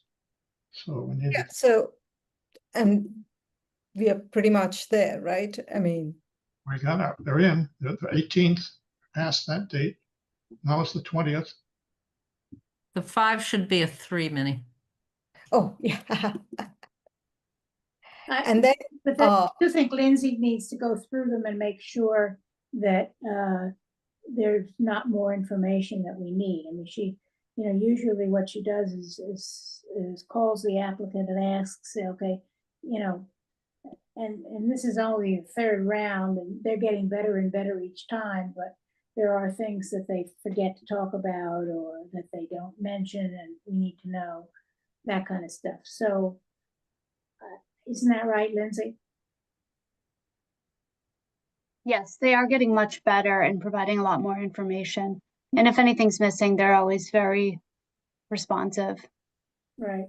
So I don't think we have to immediately, we need to make sure Lindsay has a chance to look at evaluate them and look at them from the point of view of, do we have everything we need? And then get everything we need. So, if we take a couple more weeks, it's not the end of the world. We're figuring out, we don't know the exact date of the warrant closing, but what we need to do is to make a plan looking backwards from that date. So if the warrant closes on February 26th, I'm making this up, then we need at least a week before to have voted it, so that we can get all the pieces of paper together to submit with our vote. So, and then how much time does that give us for the 10 applications? Take into account we'll be in the holiday period of Christmas, and again, can't, and New Year, we can't get in that way. So that kind of thing. So we'll have to come up with a scale pretty soon. And I know Lindsay's already inquired of Melissa Goff, Deputy Town Administrator, of what's likely to be a closing date. We don't know the exact day, but we can figure it out. We can estimate and go from there. In the past, we needed January, February, and March, the first round. In the second round, we started a little earlier, and we had December and January and some of February. And this time we'll start even earlier in November, and we'll have, I think we'll have plenty of time. Hopefully we won't have to meet, more than, last time we met at least once a week. And this time, hopefully we can do it in less time. We also have fewer grantees, so that's going to help us. So I'm not too worried that we have to start tomorrow in terms of this rubric, but I would like to get it done so that we can all consider it and look at the whole picture and vote on it or agree on it, at our next meeting. Because does that sound reasonable? that sounds reasonable. And I thought that's what we kind of talked about also at the last meeting, which was to say that this, at this meeting, we'd kind of go over it, have our discussion, and then kind of finalize it for the next Right. meeting. Okay, so I think maybe scoring scale is better, poor, good, or excellent. Yeah. And Lindsay, remind me, for our last round, when did we actually start populating the scoring sheet? Because I feel like we did it after we had kind of all the Yeah, we did that. discussions at and all all that, the right? reviews. This post all of that. We didn't score right at the beginning of the process. We We did it at Last- the end, so I think we should probably be doing it as we're reviewing. It was a last minute thing because I really felt that we needed something more than just the discussions, something quote objective unquote. So as I said, we need to Yes. need to have it, and we need to be using it as we go through the process rather than waiting to the last minute. That was one of the problems with the whole thing last time. It was quick and dirty at the end. It's better if we have all of this in front of us as we look at the applications, so we can sort of be thinking about how to look at the applications on the basis of these questions. It's like a guideline for doing the reviews too. All right. Yeah, Anyway, that's a great point, David, because it's, yeah, just having it in front of us, and even making notes and all that. So that way it's a way of capturing kind of thoughts. And yeah, when you're looking at it again a month or two later, you haven't forgotten what your kind of impressions were at that, when you first kind of heard about it. So you had your hand raised. Oh, Oh, okay. I didn't realize it was still up. I'm so sorry. Okay, so Move on to the next, oh So- yeah, readiness to proceed is, I think that's a good one. yeah, Feasibility of execution. That's also good. yeah, Then there's the financial leverage matching funds. That's where, that's what I was referencing earlier on when we were talking about, the unsuccessful fundraising. So I think this is like a catch-all in a way. So that's good. Then the applicant experience, capacity. I think this one's important. So Yeah, it's good to have it as it is. Oh, we do have the maintenance over here.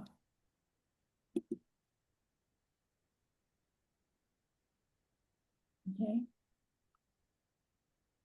If you have any questions, folks, just stick your hand up and. Yeah, I'm kind of starting to. Because I can't see your hands. Okay,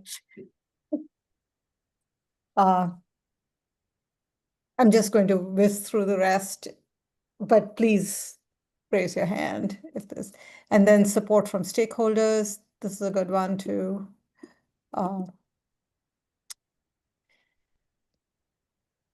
So this is something that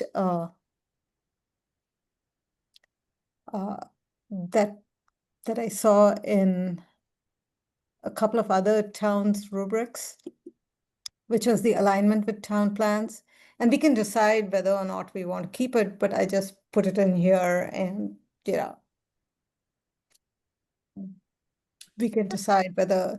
I don't know how I that's feel something about it because, I think sometimes sometimes there may be no mention in a plan of a particular activity, and all of a sudden some people come up with a really good idea and want to carry it out. I, don't want to damp down on creativity and initiative. So, I'm thinking something like the pool. It's probably not it's not really very prominent in any plan that has been done. And yet the pool people have come up with some very, very good information, and they'll be, I think, probably be making a presentation at town meeting this year, I hope. And I would expect that we're going to get a request next year from them, or the year after, I would imagine. So if there's a consensus among the group, I can just pull this one out. Yeah, on the other hand, I think that the advisory committee wants to know about this. So if they want to know about it, we need to feel comfortable answering the question.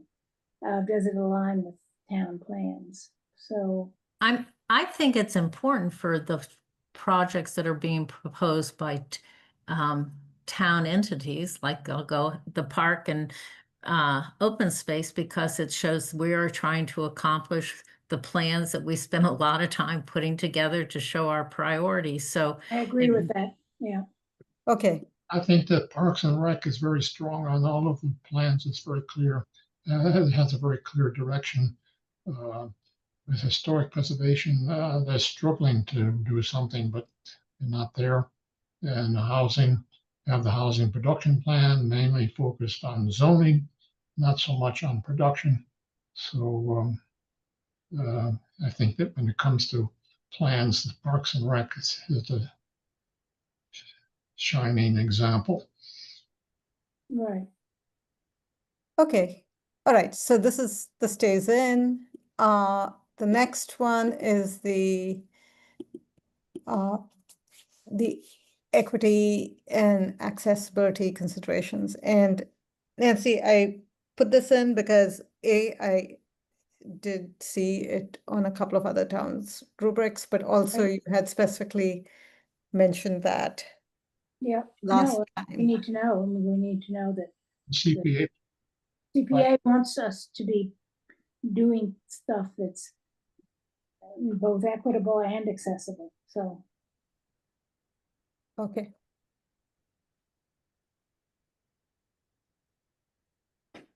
Okay. Then there's the, This is another CPA wanting, our plan wanting us to have very, very strong environmental impact and consideration. okay, so this stays in. And then this is actually, I like this one, which was the clarity of deliverables and timeline, because, given that we have seen so many of our grantees have a little bit of what I'd say starting problems. I mean, it would be good to know that upfront, and this is about, are they ready to take our funds, basically? Are they set up?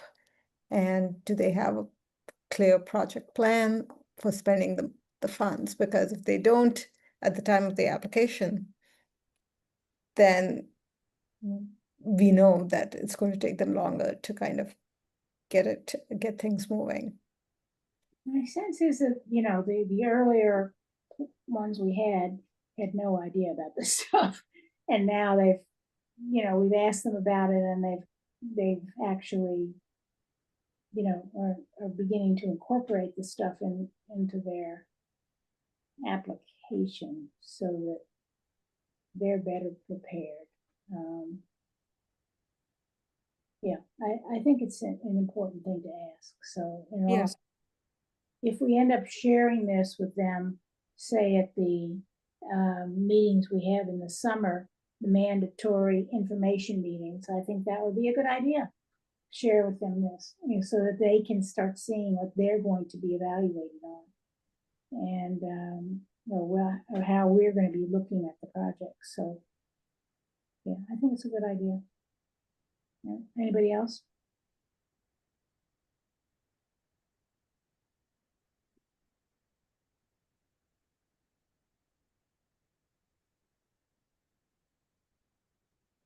This is just very kind of general, which is finalize definitions. I think we have done that. In cooperative feedback, done that. And then Lindsay and I and Steve will just kind of use last year's worksheets to just kind of do a dry run.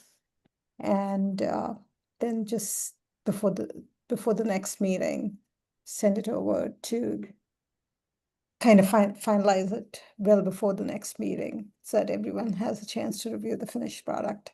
and that we can kind of agree. And Nancy, you mentioned voting. Pardon? Did you say that we need to vote on this?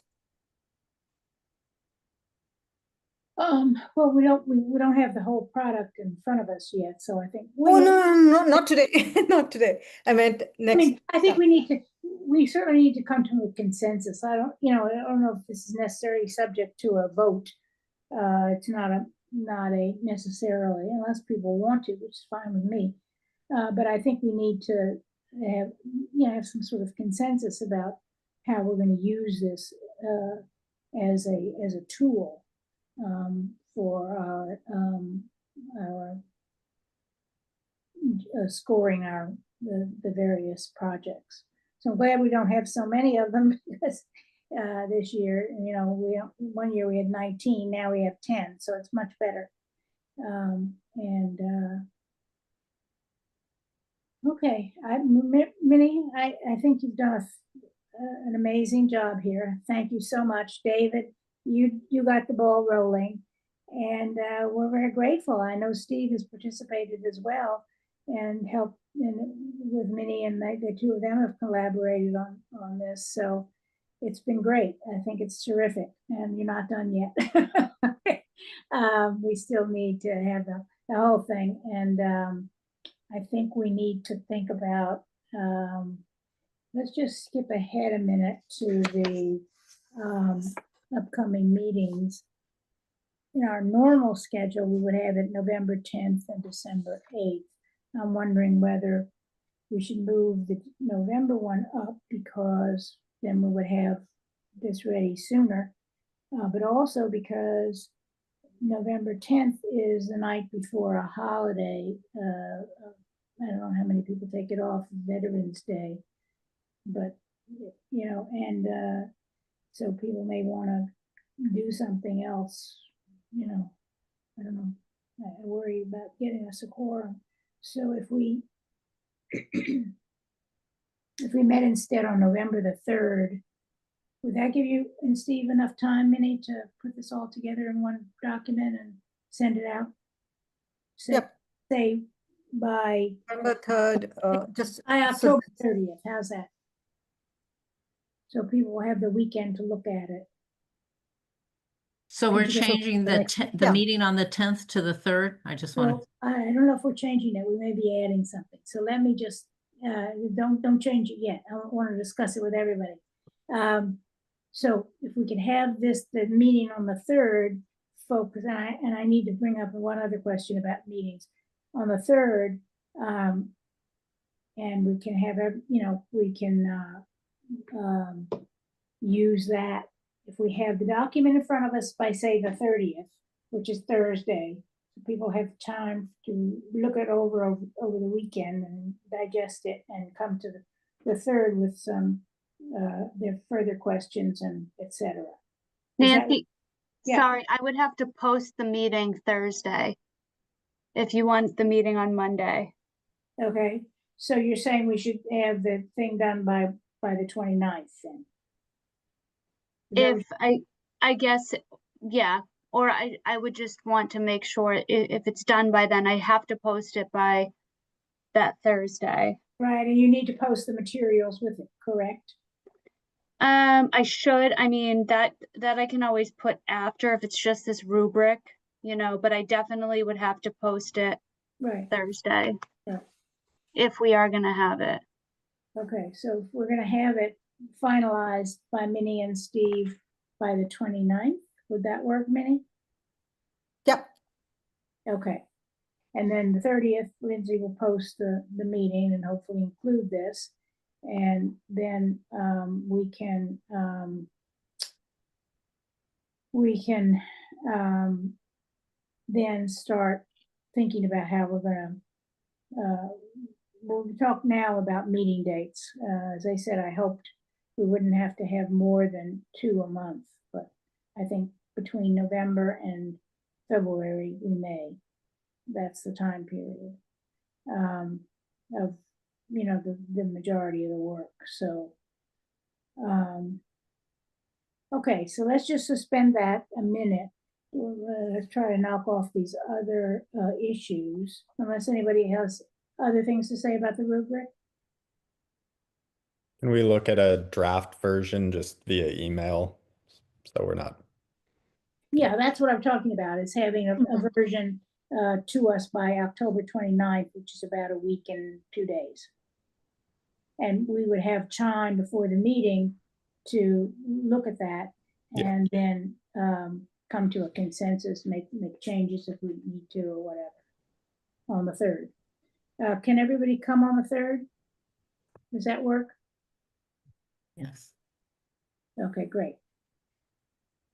Okay, so let's just knock off these other couple of issues here that are on the agenda. One is the possible extension of our contract with Jennifer Goldston on as an on-call consultant. Lindsay, you want to talk a bit about that? Sure. So in the past, we've had Jennifer Goldson on as an on-call consultant. We have a contract with her that the committee just, I can't recall what the price was that we had before, if it was like $3,000 or something, that the committee approves that we not exceed, and we just keep her on contract. And that contract has lapsed, so I was looking to see if the committee wants to have another contract with her with the same or similar terms. If not her, if they're looking to contract with somebody, I think it's important, especially as we're getting into this review season. It's nice to have somebody that we can, send an application for if they need to review it, to ask specific questions. I do use Stuart a lot. But I guess this goes back to Tina's request from preservation that there be somebody to review the applications for preservation. And I think this just kind of covers that base. If we have somebody that is familiar and qualified and they can answer these CPA specific questions. And you said 3,000. I believe it was 3,000 before. My reaction is it should be a bit more than that this time. I was gonna say I would be comfortable with like 5,000 at, 'Cause we have the historic preservation stuff, we have the HAB stuff, and Yes. to have Jennifer engaged for that if it All comes. right. Well, yeah, and we maybe we should, have you discussed this with Jennifer at all? I did send her an email recently. I haven't heard back from her yet, though, just asking if she's would be interested in extending the contract, Okay, but I haven't heard back. okay.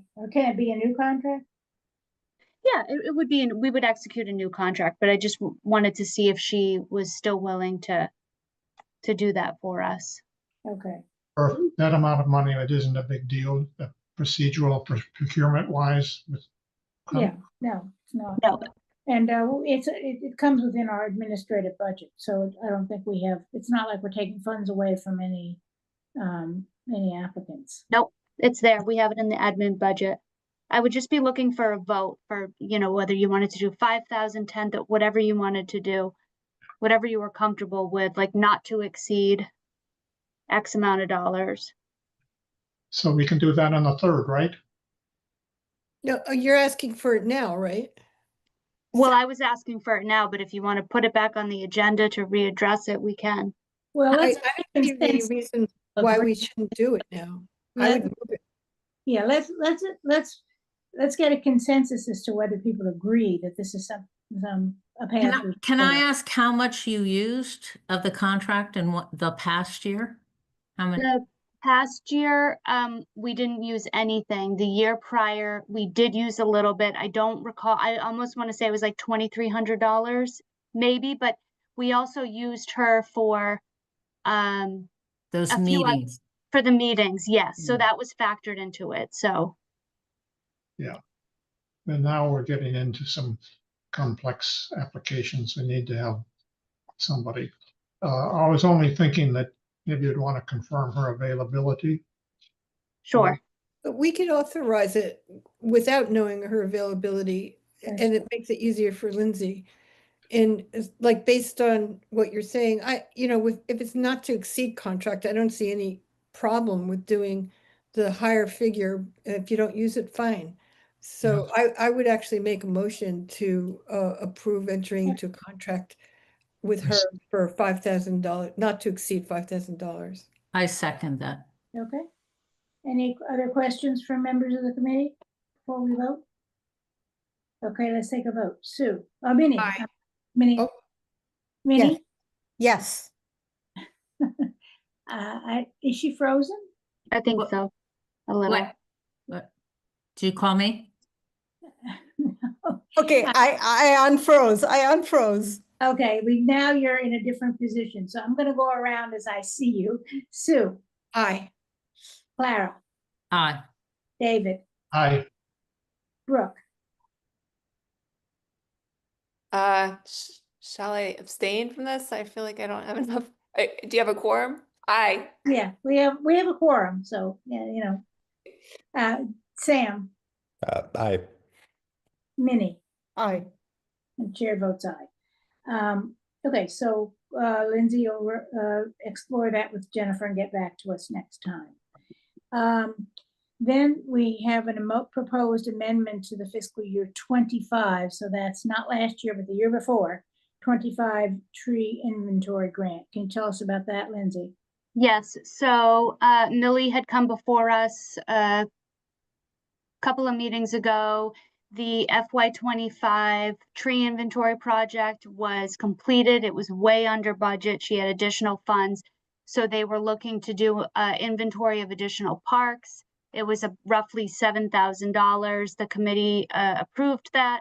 And in that meeting, she also said they were looking to get a quote to complete the remaining parks within the town, but she didn't have a quote at the time. So the committee said, come back to us with the quote. She did. It was for $17,100. They do have the money in the budget. So they're looking to amend the scope of that project just to include inventory of these parks. So I don't have the list. I did attach it to the meeting materials. But it's not changing in scope it's just completing inventory at additional parks. So it doesn't change the scope. We don't have to go back to town meeting to appropriate any additional funds. The funds were already there. Right.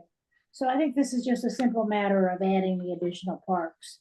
I'm trying to find where it is in these materials. I don't have it because I think that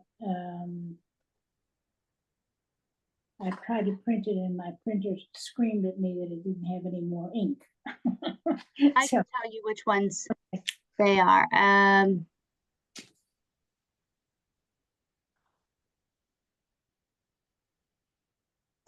Sorry, I'm just trying to see if she had a synopsis of where exactly it was.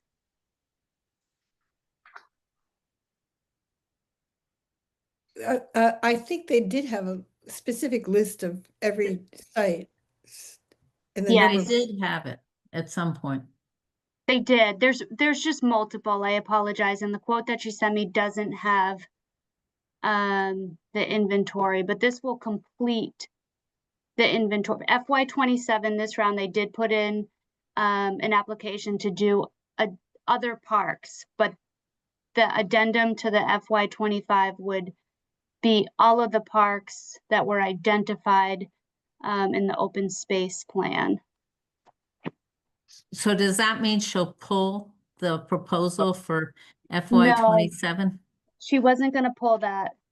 And the one for 27 was small. It wasn't much either, but she wasn't going to pull it because just numbers wise, she had enough in the FY25 grant to complete these remaining parks. And then she was just going to ask for the FY27 ones separately Okay.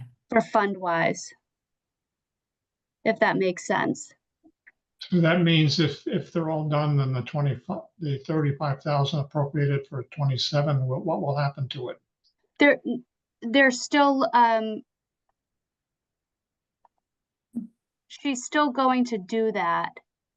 It was just adding them. So they're asked for FY27, instead of asking for, let's just say like 10 parks, they're gonna ask for far less than that. And it came down to like Lars Anderson. I think when they did the estimate, they based all of them on the amount of trees that are like at Lars Anderson. However, the bulk of the parks don't have as much trees in Lars Anderson. It just gets confusing because it sounds like, oh, we have enough money to do all the parks, but it really is she has enough money to do some more of the parks, but not all of the parks. For FY27, she's asking for the rest of the parks. Correct, yes, Okay, that's got it, it. Clara.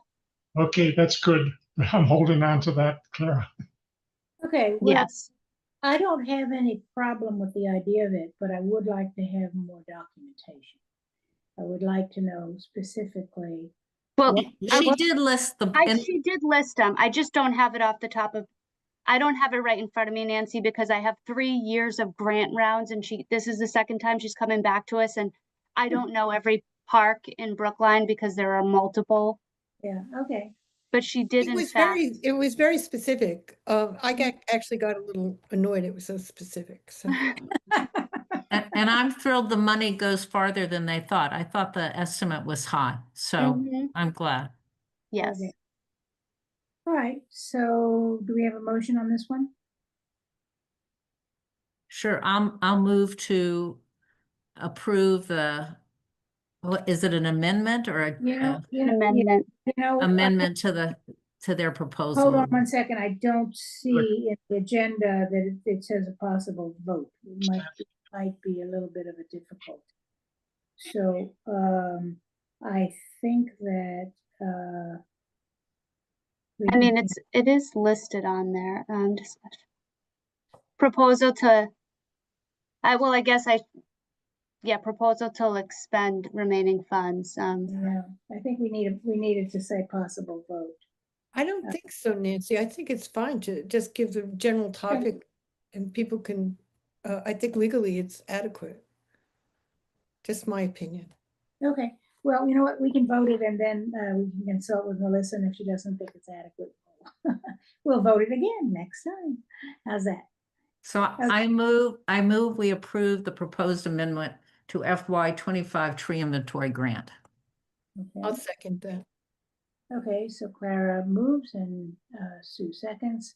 All those in favor, Sue, Aye. Clara, Aye.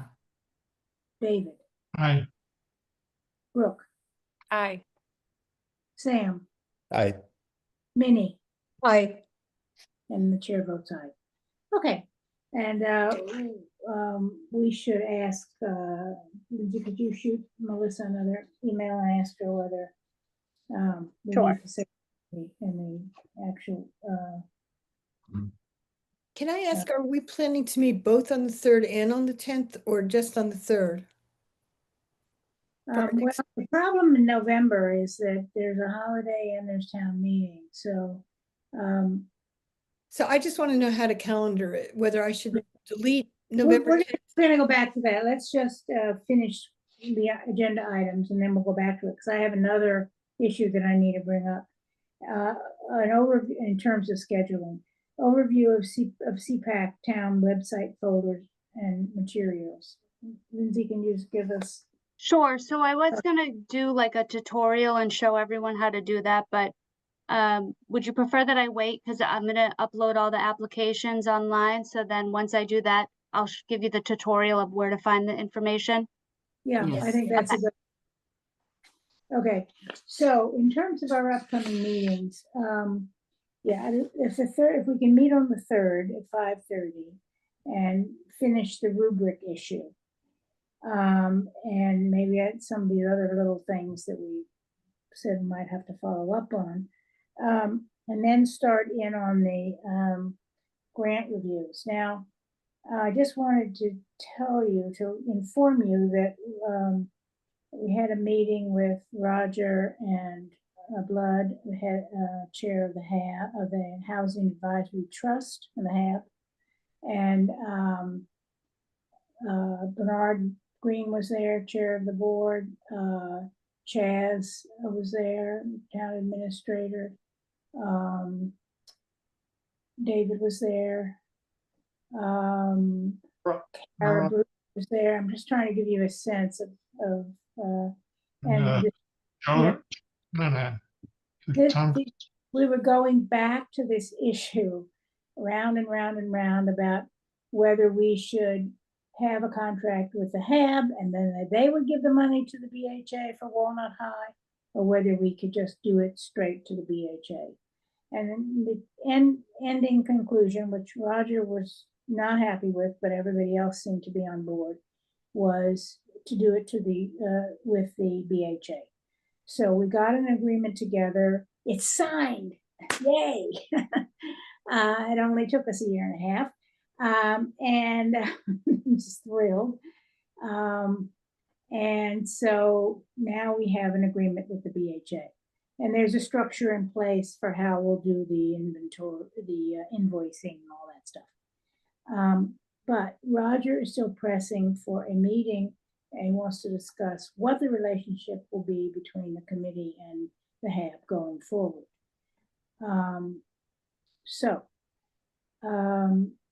We need, I believe that that's going to take some time. And, you know, we may not come to a consensus. We didn't, this time, as I say, he still wasn't happy. And Kara gave him, finally he said, well, why can't we do it the other way? And she basically said, very simply, because the CPAC doesn't want to do it that way. They want to go to the HAB directly. So, and that's discussions we've had in the past and, you know, consensus we've reached. So, you know, he went away grumbling, but and then this time that they have submitted an application for $1 million. But I don't think it's too specific about what projects they're going to be doing. I haven't seen the application yet. It's not specific. But we also have two very worthy projects from the BHA, the Trustman roof and the window restoration at the veterans housing, both of which are very worthy. And we have a much more limited budget this year. So, you know, I don't know whether it's worth it to, we have so much work to do between now and February. You know, do we want to schedule an extra meeting to have with the HAB about how the future is going forward? This year it's kind of set. We've got our 10 applications. You know, we're not going to be accepting anymore. That's the way the process works. So I don't know. What's the temperature of the committee and what do you want to do? Yep, Sue. Yeah, I think it's important that we address this directly. And my only question is not whether we should address it, but whether we need to have a conversation as a board. Because honestly, we're like a different group of people than the last time it was discussed. I don't think I've ever had like an in-depth conversation with the other members of the committee about where we should land on this issue. So I kind of think we need to call it a pre-meeting, which is just us. And then we'll know where we're going if we have a meeting with the HAB, but I think we should have both those meetings. Okay. Susan, we need to have our own discussion, and that's also where Jen Goldson can possibly help us in developing our thoughts on that. And she can tell us about what's going on around the state. And what's the sort of what is the Pros and cons, basically. Okay, so it seems to me that given the workload we have in terms of the 10 applications and the rubric and all the stuff, and that's time sensitive, we could have the pre-discussion at some point, and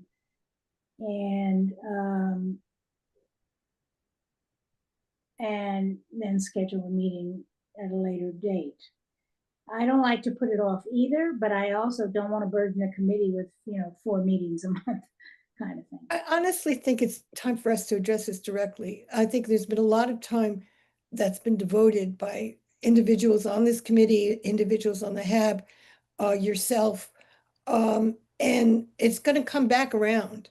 And the longer we wait to have the conversation, the closer it gets to our recommendations to town meeting and the more stressful it gets. Yeah, So I think rather than putting it off, I think we should do it soon. okay. Well, maybe at the rubric meeting, we could have a discussion about how we feel about it, and then schedule it for, all right, look at the calendar in November. The problem is that we all know that we can't have anything a week of Thanksgiving. That never works. You don't want to keep the November 10th? Are people away? Is Well, that that's the what I'm problem? asking. That's what I'm getting to, because November 17th is right before town meeting, and some of us will be out every single night. And, be trying to make plans for what we're gonna say and how we're gonna present things and all this stuff. So I don't know whether people feel that they could do the 17th. I can do it. I mean, I go out every night anyway, so. Why not the 10th? Why don't we just keep the 10th? So shall we keep the 10th? We'll do the 3rd and the 10th. Yes. I mean, the Veterans Day is like a half-day holiday, so I don't know how many people are traveling to that. Yeah, all right. And we would have the discussion with Roger and whoever on that date. Is that what you want to do? No, because we were going to have a pre-discussion. So I think we should have the pre-discussion on November 10th. And maybe early December have the conversation. Okay, Although I'm going to be away the first week of December, but we'll figure it out.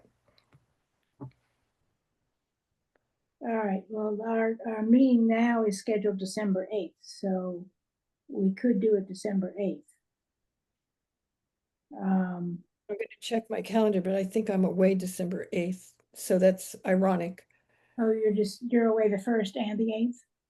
Wait, actually my dates that I'm away are the 6th through the 14th. So I am away the 8th. Okay, but you're here the 1st. I'd like you to be able to. I am here the 1st. I think as one of the housing representatives, it's important. And I don't know about Steve's availability, and his availability is also important. Yeah. So If pencil we did it the 1st, I think that would be good. what, how is everybody else available on the 1st, Sam? Of December, right? Yes. As far as I know, yes. Brooke? Usually have Monday evening plans. Um, I'm not available on November 10th, but I don't know if that's critical. My presence. Okay, December 1st works for me, and I have in my calendar the Preservation Commission for the 10th. There might be some special meeting. I have to double check that. okay. There. May have just put that in by mistake, so I'll check it. Clara, I can do December 1st. Minnie? Same. Okay. Okay, so why don't I get in touch with Steve and Blair and find out whether their availability, and David, I'm sorry, I didn't ask you, but I assume you're available on the 1st. That's okay. Okay, and Lindsay. Yeah. That should be okay. So I'm gonna call David and put on my list here to call, call Blair, Steve and Blair, and see if they're available that day. This is Okay. for December 1st, is that correct? December, yeah. I want to give them, the HAB people plenty of notice. So this is plenty of notice.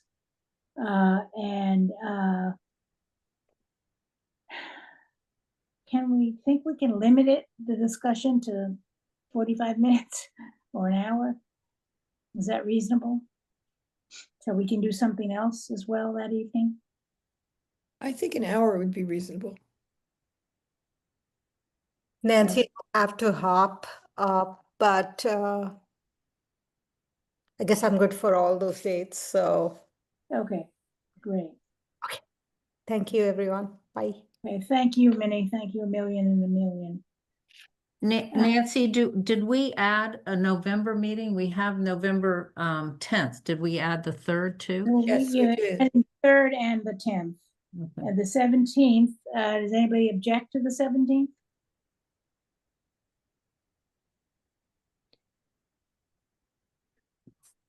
I That's- cannot do the 17th, but I'm not a housing person.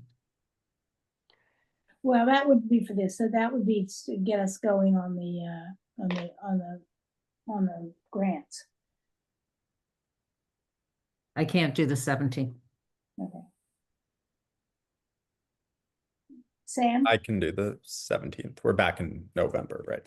right, That would align. Minnie, oh, she left. Brooke, Is this in what month are we in? November, Oh, November, November. Okay, I'm sorry. trying to figure out, how much we can get done in terms of each month in this period of time is compromised by the holidays. So, and we've got to meet that February, probably around February 20 something deadline for the warrant. So Nancy, I don't see what the problem is doing just the 3rd and the 10th. Because the 3rd, we were going to look at the rubric. We could look at other things, but maybe it requires the whole meeting. And then the 10th, we're having what presumably wouldn't be a full meeting just to discuss the relationship between the HAB and the CPA. We could limit that to one agenda item and address other things as well. yeah, but I want to, yeah, okay. I mean, what I could do is also give them a choice, the 10th of November or the 1st of December kind of thing. Because they may have, I don't know, the logistics of getting all these people together is not going to be so easy. But wait a minute, I think we're backtracking because the whole point of the November 10th meeting staying on the agenda was so we could have a pre-meeting. So I don't see why we would ask them to attend on the 10th. That's why we went to December Right. Well, 1st. I'm thinking that on the 3rd, we could maybe have the pre-meeting, but Okay, that would be fine. the That's okay with problem me. is it completely depends on Steve. I want Steve there. Okay, that's fine. That's And, fine. I'd like Blair there too. So I like to have some choice and some play. here. Okay, I hear you. I So hear you. I need some Okay. flexibility. That's fine. So, if we could just say we're on the 3rd, we will finish the rubric. And the 10th will, it depends on how it all works out. But we can start working on the grants. We don't have to wait, even if we have the meeting on the 1st of December with them. So let's just leave that flexibility and just say we're going to have those dates. We'll have the 3rd and the 10th and the 1st of December. And then the question is, do we want to also meet on the 8th of December?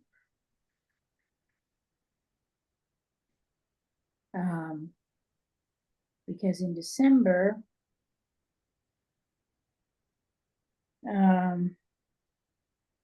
we could also meet on the 15th. Well, and you had the 8th down. I mean, I've got it in my calendar. Do you want to change it to the 15th now? Or I do you thought we wanna- changed it to the 1st. We changed the 8th to the 1st. And I'm not here on the 8th, but Are you, yeah, I'd like Sue and Steve to be here because there are 2 housing reps, so I think it's important. Sue, are you here on the 15th? That's the first day of Hanukkah. Yeah, the Hanukkah's a minor. I would come anyway. Pardon? I could do the 15th, it'll be the day after I get back. Yeah. David?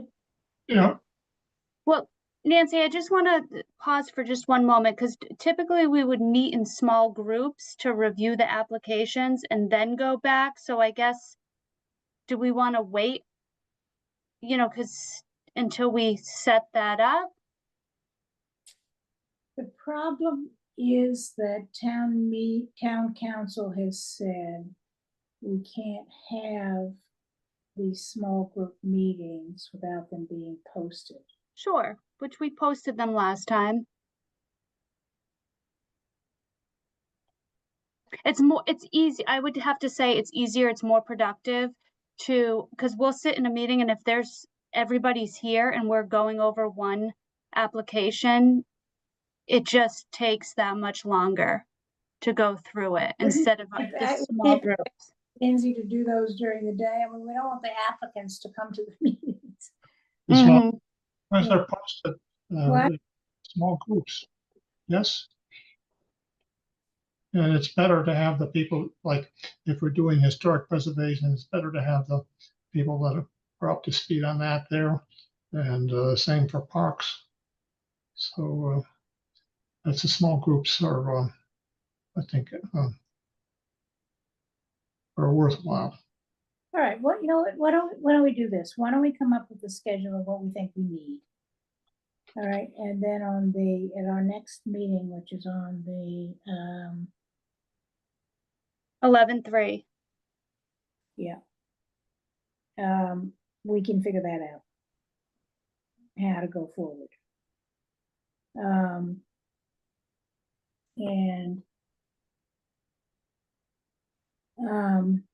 I think that would be the best way to do it. Last time, as I recall, we met on the small groups, we met during the day.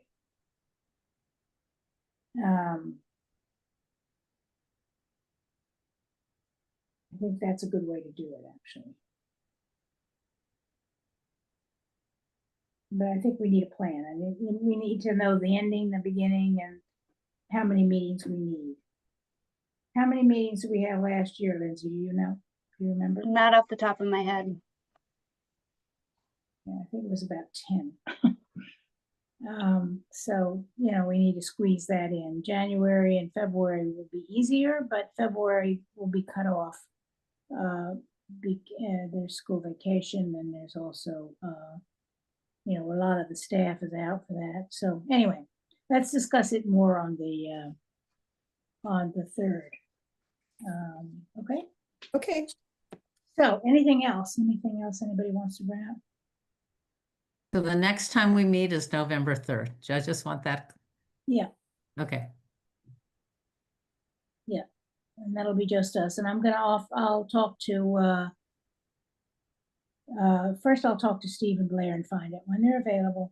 And then based on that, I will, and based on the fact that I know when Sue's available, and I will, try to figure out a date that works for the majority of the people. Okay, And, great. Okay. Okay, great. It was terrific to see you all, and we'll see you again soon. Do I have a motion to adjourn? So moved. Second. Moves. David seconds. Sue, Bye. David, Aye. Brooke, Aye. Clara, Aye. Sam, Aye. chair votes aye. Okay, guys, see you all soon. Bye, everybody. Thanks.